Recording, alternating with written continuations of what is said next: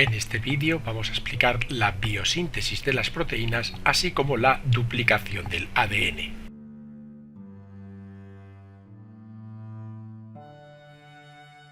Pero antes que nada vamos a hablar en este primer capítulo de la genética molecular. La genética en sí tiene tres ramas: la molecular, la clásica o mendeliana y la cuantitativa. La primera estudia la composición molecular del ADN, su replicación y la función de los genes. La segunda estudia la herencia de los caracteres y la tercera cómo influyen los genes en el fenotipo. Pero hay que distinguir bien entre molecular y mendeliana, porque la primera estudia la estructura y el funcionamiento de los genes pero a nivel molecular, mientras que la segunda estudia la herencia de estos genes basada en el resultado de los cruces. La molecular tiene varias ramas, entre las que se destacaría la sistemática molecular, que determina los patrones de descendencia y, por consiguiente, la correcta clasificación científica de los organismos, y las mutaciones, que comprende las mutaciones genéticas que pueden causar ciertos tipos de enfermedades. Y los aspectos más importantes de la genética molecular que vamos a ver en este vídeo son la duplicación del ADN y la biosíntesis de las proteínas. Ambos vamos a estudiarlos a continuación.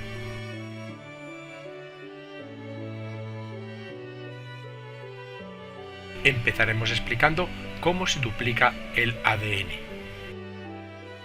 Se trata del mecanismo que permite al ADN duplicarse, esto es, sintetizar una copia idéntica, y de esta manera, de una molécula de ADN única se obtienen dos o más réplicas de la primera y la última.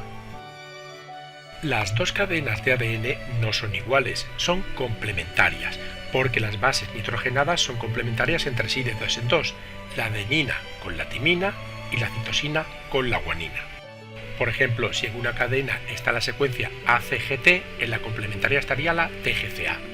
Ambas cadenas se mantienen juntas gracias a los enlaces o puentes de hidrógeno entre las dos bases nitrogenadas complementarias.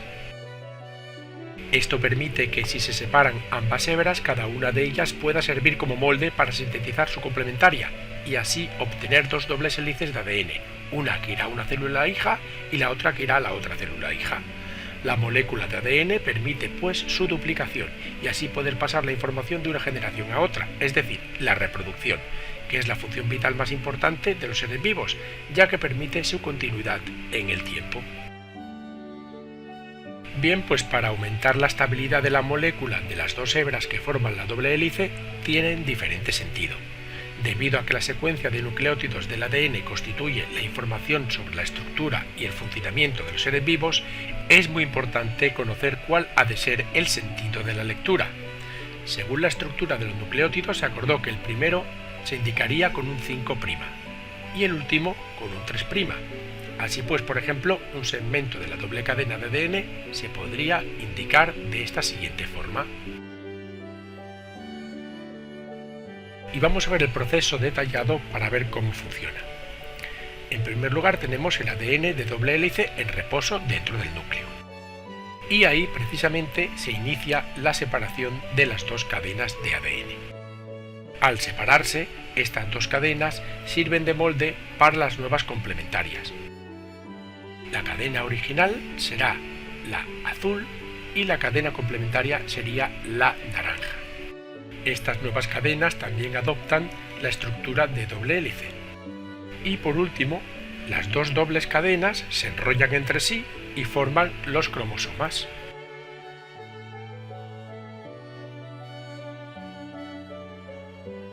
Y una vez hemos visto cómo se duplican, vamos a conocer qué es la biosíntesis de las proteínas. El principio fundamental es que un fragmento de ADN se copia o transcribe en una molécula de ARN, y a partir de esta copia se sintetizan las proteínas, que son la base de un ser vivo. Vamos a ver el proceso resumido. La copia o transcripción del ADN en ARN se realiza en el núcleo de la célula. Aquí la secuencia se transcribe en una molécula de ARN, el cual es denominado ARN mensajero. Y la traducción o síntesis de la proteína ocurre en el ribosoma, que está ubicado en el citoplasma celular. Recordemos que el ribosoma es un orgánulo sin membrana constituido por dos subunidades cuya misión es la de sintetizar las proteínas y están dispersos por el citoplasma o adheridos a la superficie del retículo endoplasmático rugosa. Sus fases serían las siguientes. En primer lugar, vamos a hablar de unos conceptos básicos y a continuación vienen las fases en sí. La transcripción, que se divide en iniciación, elongación y terminación, y por último la traducción. Pues vamos a empezar con los conceptos básicos. El ADN del núcleo, el problema que tiene es que no puede pasar directamente al citoplasma donde están los ribosomas, pero los fragmentos de ADN transcritos en forma de ARN sí que pueden salir del núcleo para llevar la información al ribosoma. Este ARN recibe el nombre de ARN mensajero y en vez de dos hebras o cadenas de nucleótidos tiene una sola hebra. Cada nucleótido de ADN está formado por un azúcar desoxirribosa, una base nitrogenada y un grupo fosfato. La desoxirribosa es un azúcar compuesta por 5 átomos de carbono que se numeran a partir del que se une a la base nitrogenada.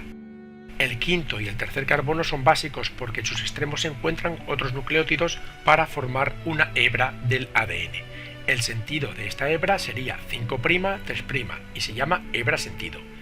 Y debido a su estructura, la otra irá en sentido inverso, llamada hebra antisentido. Y para copiar un fragmento de ADN en forma de ARN, tan solo hay que usar una de las hebras del primero como molde. El ARN forma sus nucleótidos con un azúcar ribosa y por eso una de sus 4 bases nitrogenadas es diferente a la del ADN, esto es, que usa uracilo como base nitrogenada en lugar de timina del ADN. Pero esto no supone ningún impedimento, porque ambas bases son equivalentes. Bien, ¿y cómo se sintetiza el ARN mensajero a partir de una hebra molde de ADN? Pues en la transcripción hay una enzima, la ARN polimerasa, que se desplaza en dirección 3', 5' sobre la hebra molde. En su recorrido construye la hebra del ARN mensajero, aunque esta enzima puede formar diferentes tipos de ARN. Y estos serían el mensajero, que ya hemos comentado antes, que es el protagonista de la transcripción y copia la información del ADN nuclear y la transporta a los ribosomas, el ribosómico, que se asocia a proteínas y forma los ribosomas donde se sintetizan estas, y el de transferencia, que se une a los aminoácidos y los transporta hasta el ribosoma para formar las proteínas. Y a partir de aquí viene la transcripción, que recordemos tenía 3 etapas: la iniciación, la elongación y la terminación. Y este sería un dibujo explicativo de cada una de ellas, pero vamos a verlas en profundidad. En la iniciación se indica a la ARN polimerasa en qué punto de la secuencia del ADN debe iniciar la transcripción o síntesis del ARN. En el ADN hay bases nitrogenadas, que son los centros promotores, y estos indican a esta enzima dónde iniciar la transcripción o copia en forma de ARN. La ARN polimerasa se une a estos centros promotores y forma una burbuja de transcripción. Allí, junto con otras enzimas, desenrolla parcialmente la molécula de ADN. Cada una de las bases nitrogenadas de una hebra hace pareja con una base específica de la otra. En el ADN las parejas siempre son adenina y timina, guanina y citosina. Las bases se unen a través de unos puentes de hidrógeno, pero en la transcripción estos se rompen por acción de las enzimas. Y en la burbuja de transcripción se construye la cadena única de ARN en sentido inverso a la del molde.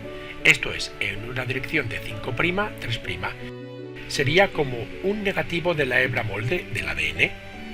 La ARN polimerasa ensambla los primeros nucleótidos de ARN porque usa ribosa y estos se encuentran por allí en el núcleo. Y la enzima selecciona aquellos que corresponden a cada una de las bases nitrogenadas del molde. Y a continuación viene la segunda subfase, pero recordad que antes expliqué que en el ARN el uracilo sustituye a la timina.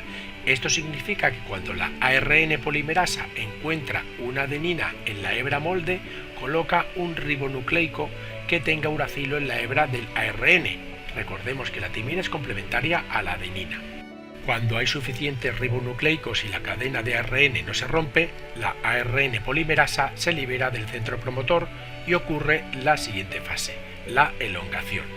Aquí la ARN polimerasa continúa su recorrido por la hebra molde mientras ensambla de igual forma el resto de ribonucleótidos. Y en la parte posterior de la burbuja de transcripción, la hebra molde de ADN se reúne de nuevo con su compañero original para volver a formar la doble hélice, como si fuera el extremo de una cremallera. Y ya viene la tercera subfase. La transcripción continúa hasta que la ARN polimerasa se topa con una señal de terminación en el ADN. Entonces la burbuja de transcripción se desmonta y se libera la ARN polimerasa y el ARN mensajero recién formado que lleva esta información a los ribosomas.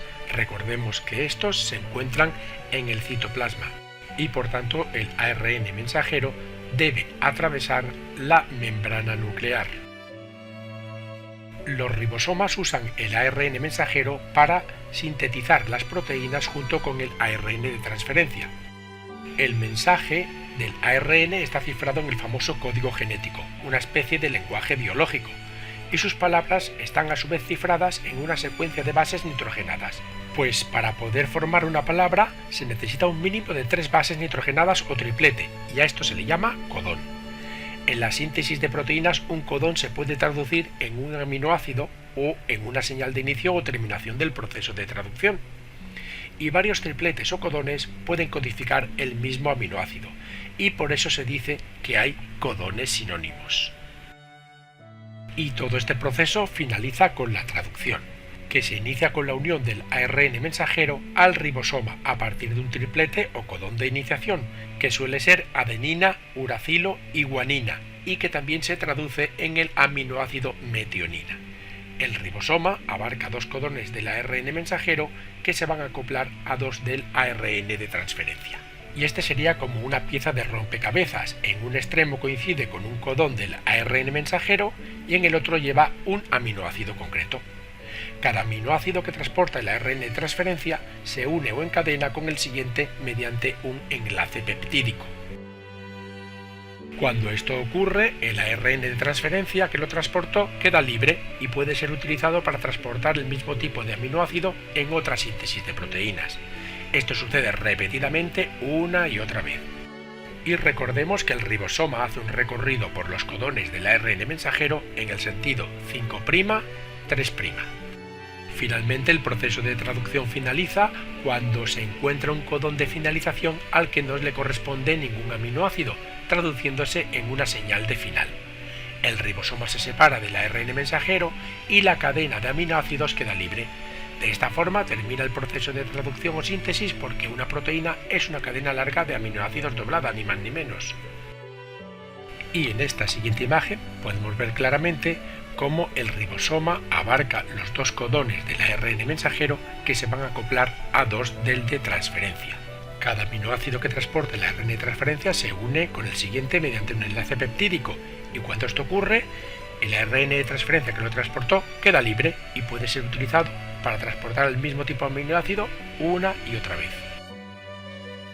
Y en esta última imagen podemos ver un pequeño resumen o esquema del proceso general de la síntesis de proteínas.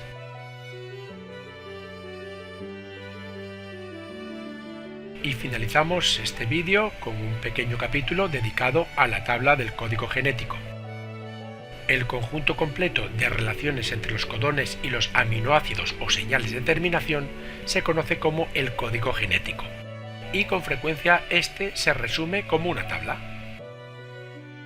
Pues bien, la primera nos muestra qué aminoácido está codificado por cada uno de los 64 codones. Aquí tenemos la primera base y aquí la segunda. Y la segunda tabla muestra qué codones especifican cada uno de los 20 aminoácidos que intervienen en la traducción.